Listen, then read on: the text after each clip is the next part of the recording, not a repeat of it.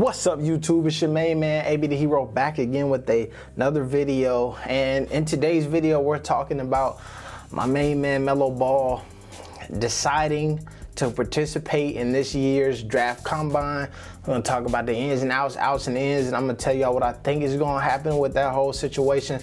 Let's go. What up, y'all? Good morning, good morning. I'm hanging out with my dude, AB the Hero. What's up? Well, we getting it down in the Ball State, baby. Hey. So what I gotta say this morning is, holla at you, boy, and let's get it right, man. Me and AB finna hit the town and get this right, baby. Let's go. I'm out.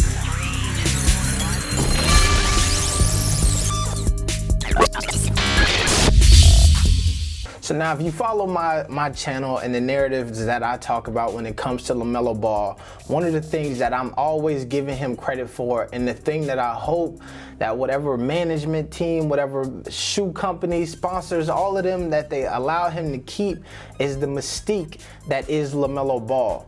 One of the biggest criticisms or notes that folks make about this year's draft is that it's so hard to tell. You got LaMelo Ball, who has got the highest potential, but we don't know. He played overseas. He went to high school in Chino. He left, went to Spire, and played in Lithuania. His father's league, the JBA. He's just the most mysterious player out right now. Also is probably the highest profile of all of the other folks who is in this year's draft class, which is crazy to think.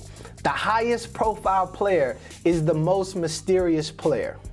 Now for folks like me, and if you've been working with the channel for a while, then you know the shit's not mysterious. We know the dude's gonna hoop. We know he's gonna come into the league this first year. I'm telling you that he's gonna be an all-star year one. You heard it here first.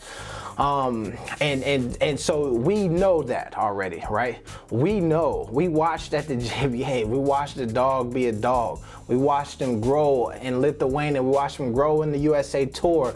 Watched him come back to Spire. We watched him over at the Drew League, the whole 99.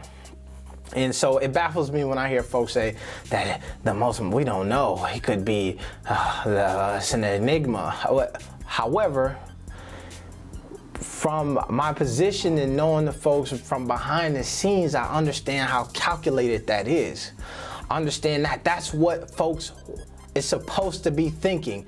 You're not supposed to know what's coming next with LaMelo Ball, and because of that, I really appreciate what his team just made the decision to do. When you look at all of the top prospects and who is participating in the NBA draft, nobody's coming except LaMelo Ball. And that's the thing that I feel like has to keep happening to keep the mystique. Everybody else is not doing it. LaMelo Ball's doing it. And what does the headline say? LaMelo Ball participating. It's a news cycle. Nobody's in the news cycle right now, and all of your top picks, nobody's talking about them. And so the mystique is continuing to be there. Why is LaMelo Ball doing this? He's obviously going to be a top 1, 2, 3 pick. Why would he participate in the draft? Other folks don't do that. And I think that there's obviously a practical reason, and we'll talk about that. But what I love about it is it adds to the mystique. Those guys, Wiseman is not doing it. Anthony Edwards is not doing it. Cole Anthony is not doing it. LaMelo Ball is doing it. This is also why when the season starts, if Puma don't have a shoe for LaMelo Ball year one, they are on bullshit and they are fumbling the ball and they messed up the bag big time. Because what needs to happen is, just like all of these other dudes who you have not heard yet, who you signing with, who's your sponsor, sneaker deal, any of that stuff, brands that you are building, we don't know yet. Because what happens is a lot of times they will tie that money based on where you go. So if you're in a big market, like, let's say you're going to New York. We might give you an extra bag because you're going to be in New York. Lonzo went to LA, they offered him the extra LA bag. If you're going to be out in the middle of nowhere, Utah or somewhere, you might not get as much money. So all of these other dudes are waiting to fall in line to figure those situations out, right? Unless they have some type of family, you know what I'm saying, connections and all of that stuff. But none of that information even matters at this point until they see where they're going in the draft. Now, LaMelo Ball, once again, is different. We already know he's going with the Puma route. So because he did that earlier, I suspect they got that out of the way early because we need to get to the production line with these sneakers. You already had your own sneakers. I want to say he on the second iteration of his own shoe. Like, you need to come out with the LaMelo Ball MB1 3s in year one as LaMelo Ball goes on to be an all-star, or else y'all drop the bag, Puma. Now, why do I think, for the practical reasons, why LaMelo Ball is joining this year's NBA draft? I mean, not joining this year's NBA draft, but participating in this year's NBA draft combine.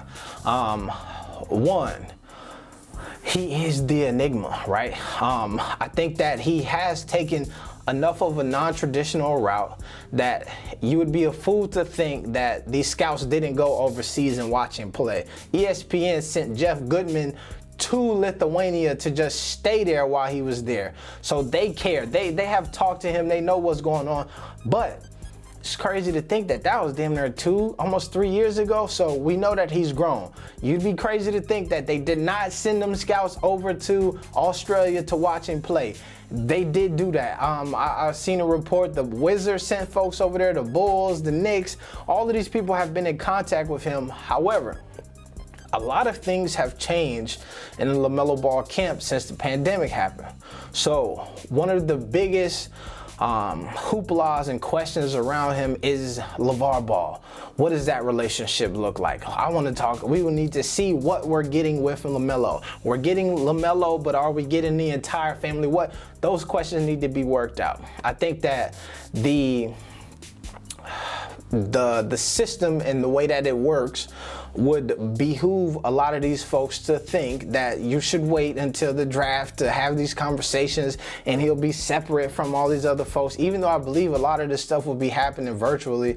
But so those questions, those are people would love to get him in the room and have a lot of their guys sit down and talk with him and just get the vibe, right? I was talking with somebody just the other day, and one of the things in regular life folks talk about is, yes, the skill set matters, but also is the connection. Like, do you fit in here? Who are you? And those are some of the things that the folks on the outside don't know about LaMelo Ball because it was not in the traditional system.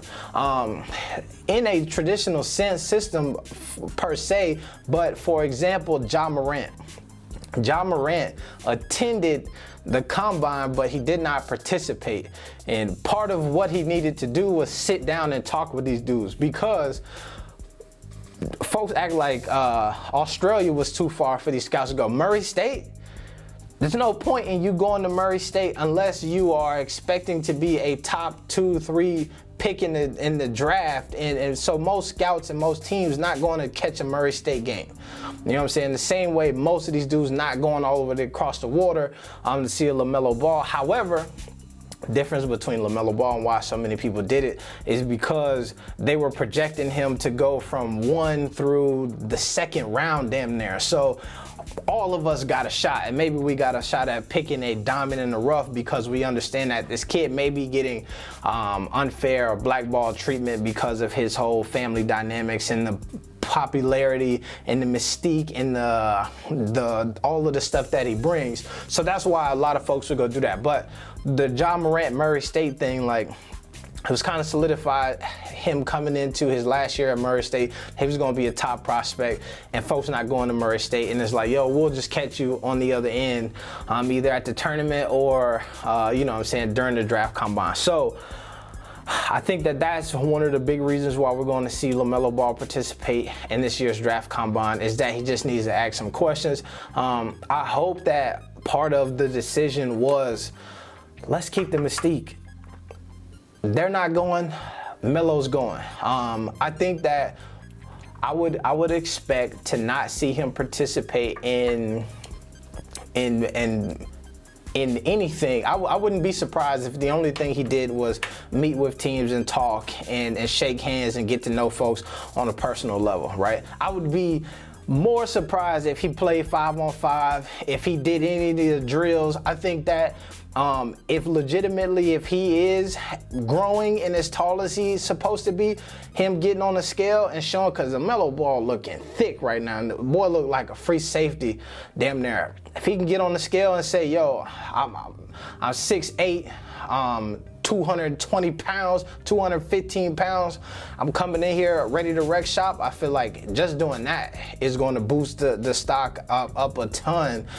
So I feel like that would be something that he would do. I think that it would be, like I said, it would add so much value to the mystique if he did play some of them 5-on-5s and got out there and got buckets. I think the tough part with that is that you're going to then, which is crazy to me to think about, where you're in this situation in which everybody there should be giving you their best shot regardless, right?